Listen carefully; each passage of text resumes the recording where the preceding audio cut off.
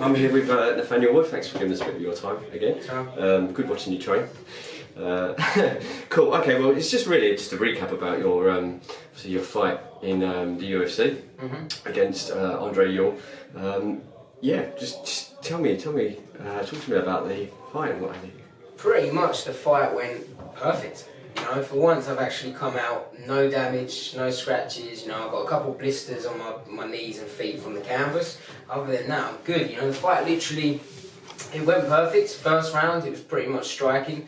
I dropped him in the first round, which was always nice to see. Did you drop him twice? Was it? I think so. I think one was with a leg kick. Yeah. But even now, you know, when I watch the fight back, I'm like, oh, I don't remember that. Yeah. But we ended up on the floor. I dropped him in the first, went to the ground with him, which wasn't really my intentions, but you know, I just tried to get that TKO finish.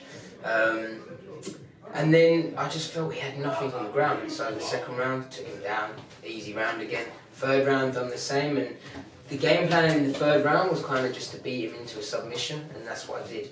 I wasn't really looking for a submission. That's not my game plan. It's MMA. So I'll strike, you know, I'll keep doing my punches and ground and pound, and eventually, you know, he gave up, gave me his back, and got that finish. Yeah, it looked like you were in full control. It looked like, from watching the fight, the first round, I thought you knocked him down a couple of times, maybe it's one, and then the second round you started to look like you were having a bit of fun. Does that kind of make sense? If I'm honest, it's weird. It's like, usually when I'm in a fight, I'm kind of, that adrenaline rush is kicking in, and you kind of, yeah, sounds bad, but you're almost in a scrap. This fight, I was thinking, you know, the whole fight I was thinking, oh yeah, I'll take you down, I'll push you up against the cage, do this, whatnot. So if I'm honest, I was enjoying it. After the second round, when my cornerman came in, they said to me, you know, you've won this fight, so don't do anything stupid. And that's when I thought, you know what, I'm going to get the takedown, which isn't usually what I do. Take him down and just, you know, as I say, beat him into submission. And when we were standing, I still felt like I had the advantage, but with them 4-ounce gloves, it's always slightly dangerous, you know, and I know that the last round he was going to be desperate and he's going to be swinging for the fences, so, you know, the safest thing to do was take him down and just... Yeah, because you usually have the 2 rounds in the bag at that stage, exactly. I even heard his cornerman saying, you know, you've got to finish this fight now, so I thought, you know what, the last thing I want to do is get caught by some silly shot and shit, yeah, and the thing is as well, like, I know that London card's coming up, that's on March 16th, and you know, even if I get the win, I don't want to come out with a broken nose like I did the fight before. Yeah, because the last fight, like, although you won it, you had a bit of damage and... Yeah, that's the thing, and you come out and even, you know, if I knock him out, get the win, great, and break your hand, then you're out for 4 months, 5 months, however long it is. So it was nice to come out unscratched and back in the gym now already, and you know, just getting ready for the next one. What was it? I think he maybe caught you once. Did you feel his power, or was it one of those where? No, I think he caught me with. It was almost like a bit of a backhanded shot, just because I felt under my eyes swell up a little bit. But other than that, literally, I've come out fresh as a daisy. Yeah. Just going back before that, obviously you had a bit of a change of opponent, like quite late. I mean, how did that affect preparations? Because obviously you were training for, I thought it was the French guy, and then suddenly it got changed. What was that like? How did that affect your preparations? Luckily, he never pulled out. He pulled out, the first week in camp. So I had 8-week camp. First week, you know, I was getting ready for Tom Duquesnoy, and he pulled out. You know, it's not the end of the world. It's not like it's 2 weeks out from the fight or anything. So they replaced him with Andre Ewell. Because Tom Duquesnoy, he kind of changed his stance a lot. I was used to training for a southpaw anyway, so you know, when they said Andre Ewell, you've got him, the only really difference was that he was a bit taller. Yeah, he looked quite a bit taller. I remember the weigh-in, it looked like he was a weight above at one point. Well, apparently he's 5'11", so you know, that's a big bantamweight. I knew he was going to be quite skinny and bony and tall. So yeah, you know, I just slightly changed the training. You know, my sparring partners, I tried to get them more the taller guys than the short guys, etc. And other than that, mate, it's just, I always just try to better myself. You know, I like to think that, like my dad always says, don't train for a game plan for them, let them get a game plan for me.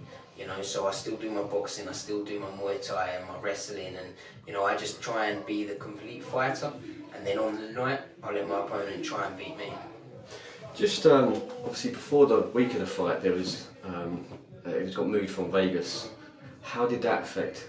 And when did you find out? And how did you? Because I was following Ariel on social media, and it sounded like a lot of fighters found out on social media. Literally, we set the alarm for 5:30 to go to the airport, and as I woke up, I could hear my dad having kind of a semi-heated discussion going, what do you mean the card's changed? And this was with someone from the UFC. And I was thinking, Were you in America at that point? No, this was before I left to go. Literally just about to leave to Gatwick, and I woke up thinking, am I even fighting? Or what's going on? So yeah, it was a bit of commotion going on. Even on the plane, I didn't know what was going on. So they said, oh, John Jones has tested positive for this or whatever it was. We have to move it to this card. And on the plane, I'm saying to my dad, are we still going to Vegas? Are we staying in Vegas? Are we going LA? So it was all a bit up in the air. In the end, it wasn't too much of an issue. You know, the UFC set up a flight and we just moved so to they LA. arranged it, or you didn't have to do it? We had the first 3 nights in Vegas, so it was quite nice to, see a bit of Vegas and everything. If I'm honest though, the time zone just killed me. Really? You know, I was literally getting about 3 to 4 hours sleep a night, and then after the weigh-ins didn't sleep at all that night, and then the night before the fight, I was so eager for the fight, I literally was, it was just couldn't sleep. Yeah, but in the fight obviously it didn't affect me, the adrenaline rush kicked in and everything, but it'll be nice if I can get one a little bit closer to home next time. Well, hopefully on the March card. Did you pay much attention to the whole main event? Obviously, John Jones supposedly not failed a drugs test, but they found something in it, didn't they? The Vegas didn't provide him with the license, and that had to move. What did you make of all that yourself? Or? If I'm honest, didn't really take any notice of it. The way I see it is that a lot of fighters do take performance-enhancing drugs and everything, and if they want to take that risk, by all means do it, but if you get caught, as far as I'm concerned, you're done. And I don't really know the whole scientific side behind it, but if it's kind of come up that you're on steroids, then it was a bit of a funny situation, wasn't it? Apparently it's from like 2 years ago or something, and it was a big all sounds a bit fishy if you ask me, but yeah, it's either you're clean or you're not. I mean, that's my opinion. I just focus on myself, and as I say, if fighters want to take the risk, by all means. If someone said to me, "Oh, your opponent was on steroids," then cool. If he wants to take that risk, by all means, do it. Obviously, after the fight as well, there was you raised the issue about there was a few boos. I don't think it was directly to you, was it? I think it was your opponent, wasn't it? I don't know, because the way I took it on the floor, my opponent was literally just holding me on it. That's the way I took it. I don't think it was you. I think it was. Yeah. He didn't really seem to kind of give much up in the end. If I'm honest, I think he mentally broke. I'm not sure if he did or not, but I just felt like he didn't want it. The crowd just want blood, don't they, all the time? Yeah, I was about to say, the crowd just want to see a scrap, so I understand that a lot of it it's not personal, or it's not that they're finding the fight boring, they just want to see us swing for the fences and someone get knocked out. Did you get a chance to speak with Dana afterwards? Because obviously you raised it in the speech that you wanted. Not afterwards, but before the weigh-ins, my coach Brad Pickett was having a conversation with him, so I got to shake his hand, and say hello. Because last time you didn't meet him, I think I asked you, but how was that? Yeah, it was nice, it was cool. Out of all the fighters, I was more starstruck with Dana than I was them. So what do you make of the flyweight? Yeah, it is. TJ's gone down to flyweight, isn't it? 125. I'm not sure if it's a catch weight. I think it's for his title. Yeah, that's what I thought, but I'm sure someone said it was a catch weight, but it can't be, because there's only 4 kilos difference between them. So, interesting. What do you think of that fight? Me personally, I think TJ is gonna make light work of him. I think he's gonna smash him. But do you not think the weight issue's gonna? Because he's.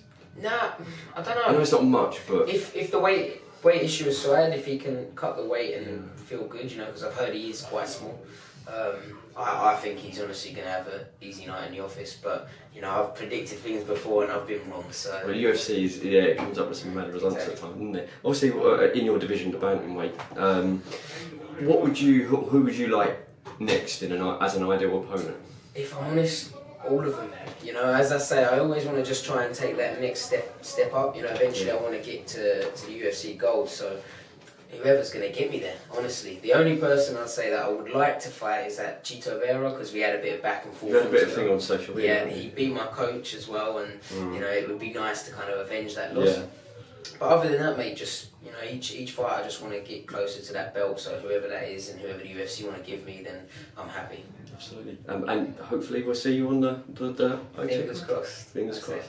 Cool. Well, thanks for giving us a little bit of your time. Before we go, do you want to shout out your social media so people can follow you? Yeah, it's at The Prospect MMA on Instagram and Twitter, and then my Facebook page was just Nathaniel Wood. Fantastic. All right. Well, thanks for giving us a bit of your time. Cheers. Thank you.